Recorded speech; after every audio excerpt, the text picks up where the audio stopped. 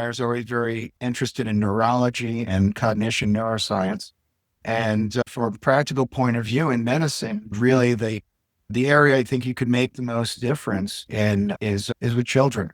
Because if you can treat children and you can make them better, you have really affected their whole lives and their family lives. And that's what we find. So I think it's just so important to concentrate on making children well and keeping children well.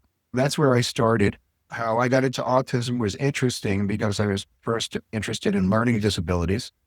And I had finished a fellowship in learning disabilities and behavioral neurology after my residency. But what happened is that as a fellow in the early 2000s, that's when autism was being more and more recognized. And so we had a lot of children with autism come into the clinic, and neurologists really didn't know what to do for them. Of course, when the patient comes in, they say, who should we assign the doctor to? Why don't we give it to the fellow? Maybe he can figure something out. So that's how I first got involved. And I had a lot of patients, a lot of parents saying, hey, my child's diagnosed with autism. They say they don't know what causes it. And they don't really know what to do about it except from behavioral therapy. They could have something to do with the brain. So maybe you can figure it out. And I took it as a challenge.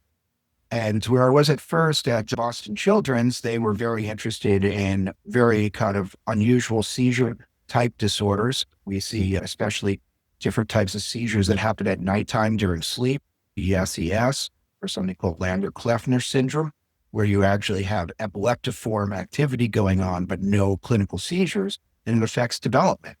So I said, as a neurologist, I know how to do that. I can do an EEG, so I can start there.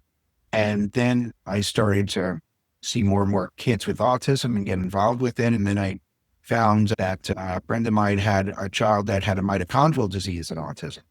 They regressed into autism. And I had been very interested in metabolic and mitochondrial diseases in pediatrics. So I said, I can do that too. I know how to test for those.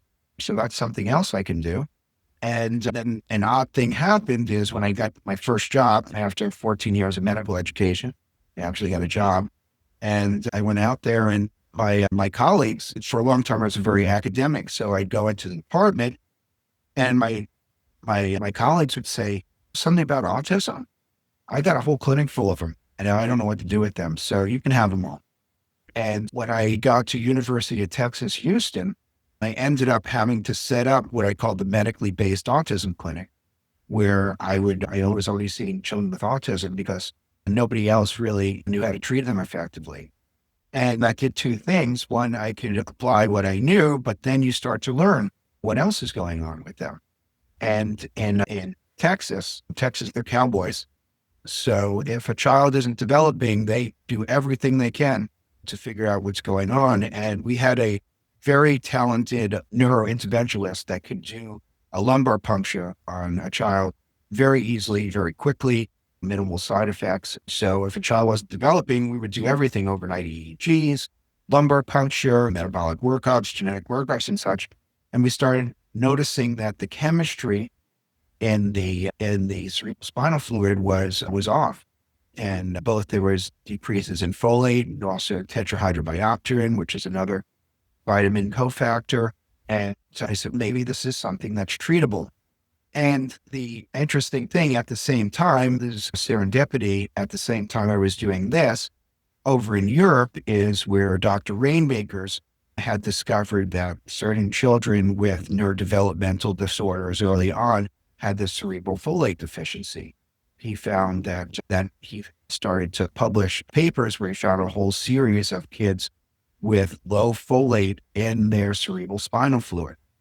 And it's an interesting story because he didn't know why that was at first, but he knew, one, that we knew how to treat it, right? There's this leucovorin, as we have been talking about. A leucovorin calcium is a prescription type of folate.